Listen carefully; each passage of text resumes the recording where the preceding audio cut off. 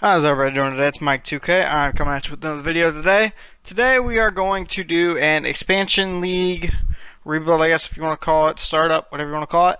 We're going to be the Chicago Ballers, as I feel we can do a hell of a better job than the Garpax situation for the Bulls.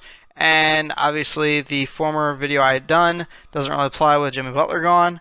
I also added the Supersonics on the western side just to provide a balance on each side, and because I want the Supersonics back anyway, so that's why they are on that side.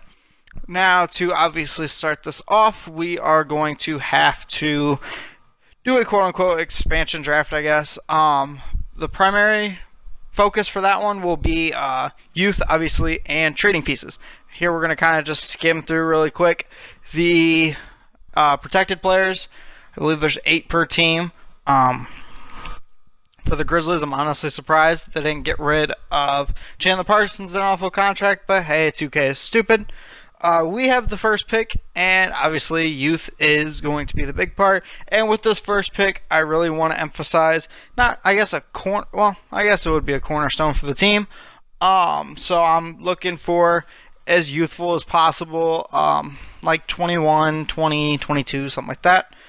Mainly just because then we can have somebody that's on the team for a couple of years as we take Tyler Ulis, just to kind of build around. And these first couple of picks all are pretty much based on the youth movement for this game. I'm not really going into detail with each pick. I'm honestly going to sit here and bitch about free agency kind of while the expansion draft is going. Holy shit. Lots been going on. The Paul George trade, Indiana got fucked. There's no other way to put that. There's no nice way to put that. Indiana got fucked. You got Oladipo, who's a slasher, not really a shooter, and Sabonis, who's a work in progress. Chris Paul to Houston. Again, holy shit. Personal, quick, 5-second opinion on that. Not really sure if it'll work. You're talking about two very ball-dominant guards that are used to an offense being run through them. I understand it. They're both veterans. They both should be able to make it work and not pull it out of their ass. I still feel James Harden's going to want his touches. Kind of the reason he wanted out of OKC. And you kind of add Chris Paul, who's very much a ball-dominant guard. I've said this especially the past couple of years about Chris Paul. He's not a natural assist guy. He is a very much, I want the ball, I'm either getting the assist off a lob, off a pick and roll, or a last second dish out. I honestly don't feel, as much as Chris Paul gets credit for great assist numbers, I don't feel it's what I would call natural assist. It's not a fluent in motion natural assist. LeBron, as much as I'm not a LeBron person, that is a natural assist. He's looking for guys, setting them up with their shots. Still, don't really think anybody's going to take out the Warriors. The West is going to be hella interesting this year. The East, unfortunately, the bad news about all these trades is it makes my Bulls look meh.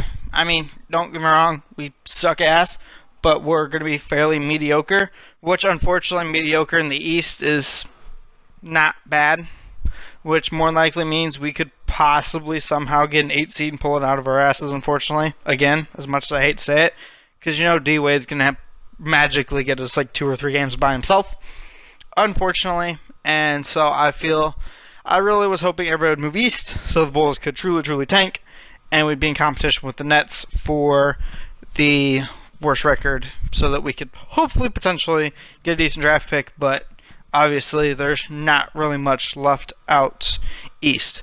And honestly, that's why now I'm going to go back into the whole free agency thing with Gordon Hayward. If I'm Gordon Hayward, I understand the Utah Jazz can offer you a shit ton of money, but here's the deal. Everybody's going west. You now have Paul George and Russell Westbrook, Chris Paul and James Harden. You have Golden State, obviously. San Antonio is still fucking San Antonio. That's at least the top 4 right there. And obviously Minnesota. Holy shit. You obviously saw Minnesota. So, you are looking at solid at least 5 teams in the West. You go out east, I understand you have to play LeBron James, but hear me out. The drop-off from first to second to third in the East is a hell of a lot steeper than the drop off from first, second, and third in the West. Right now, I mean, I understand Golden State is still head and shoulders above everybody else, but you are honestly still competing with that second tier of a fuck ton of different people. So I feel he needs to go out east. Probably not Boston because they can't pull off a goddamn trade to save their lives. I personally go Miami. I want the beach and the party life, but that's just me. I would honestly probably go Miami. Again, you have Whiteside, who's a younger center. Horford's old and can't rebound for his goddamn life. So I would go with that solid rim protector in case you kind of fall off on defense every now and again. You will have somebody behind you. All right, now we're going to go ahead and get into some of the trades for the team. I know I'm jumping around a little bit, but honestly with this, I don't want these veterans on this team for very long. I pretty much want them as trade pieces so that we can tank immediately. Kind of what I wish the Bulls would do, but hey, they don't fucking listen to me. We signed Felicio for almost $10 million a year for 4 years. They don't listen to me. So, with our team, we're going to do things differently. We're going to go for youth and draft picks. Why? Because draft picks, you can trade for eventually a superstar, and youth, you have control over their contracts for a couple of years, and they're cheap as shit, which means we can go out and sign a big name if we want to in a couple of years. So for that reason, we're going to take Zubac. He's got 2 years left. He's cheap. He'll more than likely end up being either the starting center or the backup center for us, honestly. Now, for the second move, I want to get rid of Amir Johnson. I know his money doesn't affect us this year because we don't give a shit, but I feel that he still has at least somehow a little bit of trade value. Not quite sure. He was a huge liability to the Celtics in the playoffs, but that's besides the point. So hopefully a team will trade for him, as he has 2-star value. The goal with these the trades that we're making is honestly, I really don't want to give up young pieces. I don't want to give up even if it's a second rounder from us. Honestly, because I would like to keep those for futures when we need to move up a couple spots in the draft. If we're like a 7 and I want to move up to a 4. So that's what I'm really trying to avoid. As you see offers that are but they involve that second round pick. I really would like to not give those up. And that is why we're going to take this Ryan Anderson one. I know it's a lottery protected pick, but honestly, it's Houston. It's not like they're going to be shit. And even if they are, we could trade their pick at the trade deadline for, I believe it was 2018.